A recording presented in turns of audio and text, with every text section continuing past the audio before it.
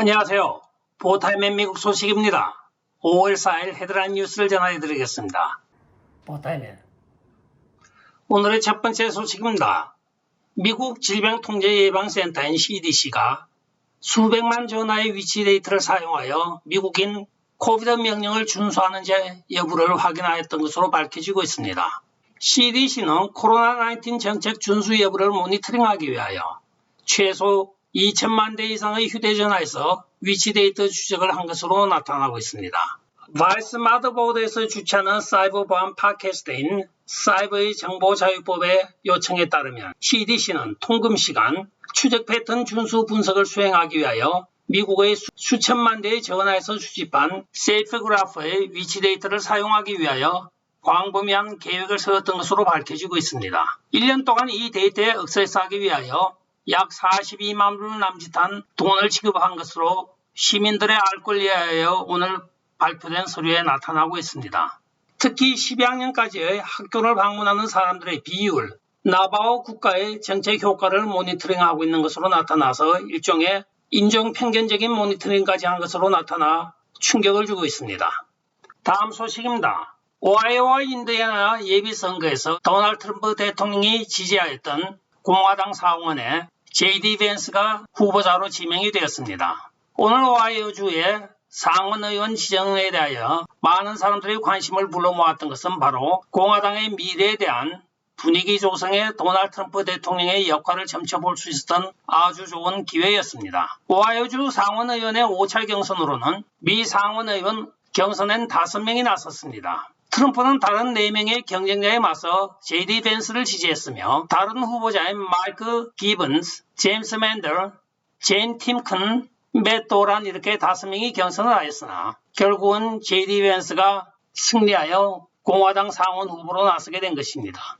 이 결과를 보면 지금 도널드 트럼프 대통령의 공화당 장악 능력이 확연히 증거가 되고 있습니다. 도널드 트럼프 대통령이 3월 초 텍사스에서 33승 0패로 텍사스를 싹쓸이를 하였습니다. 그리고 화요일 날 오하이오와 인디애나주 일대에서 도널드 트럼프 대통령 지지자들이 22승 0패를 기록함으로써 도널드 트럼프 대통령의 공화당 내에 입지가 절대적인 것으로 나타나고 있으며 올해 벌써 도널드 트럼프 대통령 지지에 의한 후보자 선정이 55승 0패라는 놀라운 경이적인 기록을 나타내고 있습니다. 이러한 데이터를 보면 앞으로 도널드 트럼프 대통령의 정책에 반하는 공화당 의원은 후보 경선에서 선출되기가 아주 힘들게 되어 있습니다.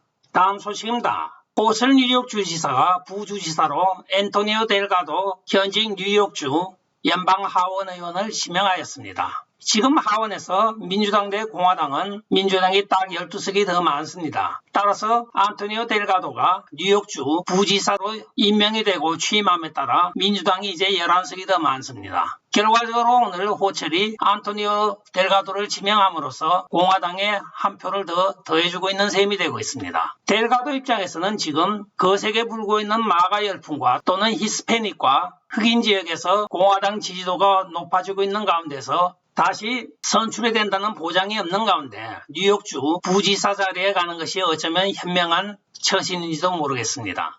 다음 소식입니다. 잔드럼 특검에서 클린턴 캠페인과 DNC의 변호사인 마이클 서스맨에 대한 기소를 하였습니다. 이 기소에는 약 38개에 해당하는 이메일 내용으로 퓨전 GPS가 힐러리 캠페인과 DNC, 펄킨슨 코에게 전한 전략적인 내용이 포함되어 있습니다. 결국 트럼프 대통령 러시아 스캔들 조작 사건인 이 이메일이 우리에게 낱낱이 공개될 날이 가까이 온 것 같습니다. DNC와 클린턴 캠페인은 이 이메일 내용을 비밀로 유지하기 위하여 힘겹게 싸우고 있으나 조만간 기밀 해제로 인하여 잔드럼에게 넘겨질 것 같습니다.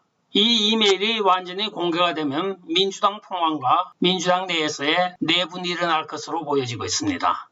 다음 소식입니다. 며칠 전에 보도해드린 다큐 영화 2000마리의 노새가 5월 3일 개봉이 되었습니다. 이 영화는 전에 보도해드린 대로 선거에 관한 다큐 영화입니다. 그런데 개봉 하루 전 민주당 활동가로 추정되는 사람이 가을에 판결 예정인 로데와이드 낙태도 판결에 대한 대법원 초안을 유출하였습니다. 결국 모든 언론의 시선을 2,000마리의 노새에서 대법원 낙태 권리 번복으로 옮겨짐으로써 모든 이슈를 지금 덮고 있습니다. 결국 2,000마리의 노새를 생각지도 못하는 이 상황은 그들의 악의적인 의도라고 생각할 수밖에 없습니다. 그러나 제가 보도하고 있듯이 다른 누구도 2,000마리 노새를 지금 기억하고 있을 것입니다. 로데와이드 사건은 당사자를 제외한 9명의 대법원 판사와 사무직 36명 중에 1명이 유출한 것으로 밝혀지고 있습니다. 다음 소식입니다. 미국 근로자들이 3월에 자발적으로 직장을 그만두고 있는 현상이 두드러지고 있습니다. 이것은 결과적으로 노동시장에 불안정을 나타내고 있으며 임금 인상에 압력을 가하고 있습니다. 노동통계부의 발표에 따르면 3월 한 달 동안에 약 450만 명의 근로자가 퇴사했다고 보도를 하고 있습니다. 이는 전체 근로자의 3%에 해당합니다. 이들이 자발적으로 회사를 관두는 이유는 직장 복귀 명령에 따라 복귀하기 전에 먼저 다른 직장을 알아보고 있는 것으로 밝혀지고 있습니다. 좀 더 나은 직장, 좀 더 나은 월급을 바라는 것입니다. 이는 최근 2년 이상의 팬데믹 상황이라고 하여 자택근무 또는 실업수당 등으로 푸짐한 돈을 받아왔던 것이 습관이 되어 이제는 일은 하기 싫고 돈은 더 많이 받고 싶은 현상이 나타나고 있는 것입니다. 대부분의 퇴직 사유로는 딴 직장을 찾기 위해서라고 밝혀지고 있습니다. 구인도 1,150만 명으로 사상 최고치를 경신하고 있습니다. 3월 말 현재로 실업자 1인당 약 1.9개의 채용 공고에서 사상 최고치를 기록하고 있습니다. 특히 건설, 제조, 레저, 적계급 등 근로자 경쟁이 가장 치열한 분야에서 퇴사율이 가장 높습니다. 바나 레스토랑에서는 약 81만 명이 퇴사를 하였으며 이는 숙박 및 식품 서비스 분야의 약 6.1%였습니다. 젊은 사람들이 이직을 위하여 직장을 관둠으로써 나이가 먹은 사람들은 구직을 하기가 더욱더 힘들어지는 현상이 나타나고 있습니다. 앞으로 일반적인 생활은 더욱더 어려워지겠습니다. 오늘의 마지막 소식입니다. 러시아 우주 프로그램 책임자인 로고진이 러시아가 국제우주정거장에서 철수할 것이라고 국영 언론을 통하여 발표를 하였습니다. 그는 그 발표에서 나는 이것만은 분명히 말할 수 있습니다. 우리가 의무적인 조항에 따라 1년 전에 ISS 국제개발에 대한 작업 종료에 대하여 파트너들에게 알려줄 것입니다고 이야기를 하고 있습니다. 이달 초 로고진은 미국, EU, 카나다가 러시아 우주 산업에 관련된 기업에 대한 제재를 해제하지 않으면 러시아가 임무를 수행할 수 없기 때문에 부득불 중단할 수밖에 없다고 밝힌 바가 있습니다. 궤도 연구 우주 정거장의 전쟁이 끝날 때까지 관계가 꾸준히 악화되었음에도 불구하고 러시아와 미국 그 동맹국 간의 유일한 협조적인 영역으로 남아있던 것이 우주 개발 계획이었던 것입니다. 그러나 2월에 우크라이나를 침공한 이후에 러시아의 전례 없는 고립은 공동 우주 탐사의 상징인 이 ISS의 종말을 구하게 되었습니다. 미국인 3명과 이탈리아인 3명의 우주인이 수요일인 5월 3일에 우주정거장에 도킹하여 기존에 있던 미국인 3명, 러시아인 3명, 독일인 1명과 함께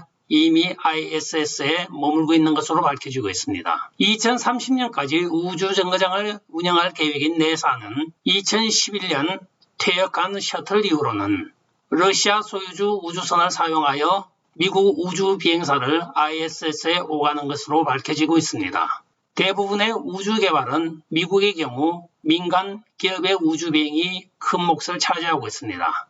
최근에 일론 머스크의 스페이스X는 내사와 유럽 우주국을 위하여 4명의 우주 비행사를 태우고 우주로 로켓을 발사하기도 하였습니다. 러시아의 경우에는 지금 국제적인 제재로 인하여 자기들 우주 개발에 필요한 모든 회사들이 자산이 동결되므로 우주 개발 계획에 참여할 수 없다고 분명히 밝히고 있습니다. 끝까지 시청해 주셔서 감사합니다. 좋아요, 구독, 알림, 그리고 공유 부탁드리고 댓글 많이 부탁드립니다. 안녕히 계십시오. 바이.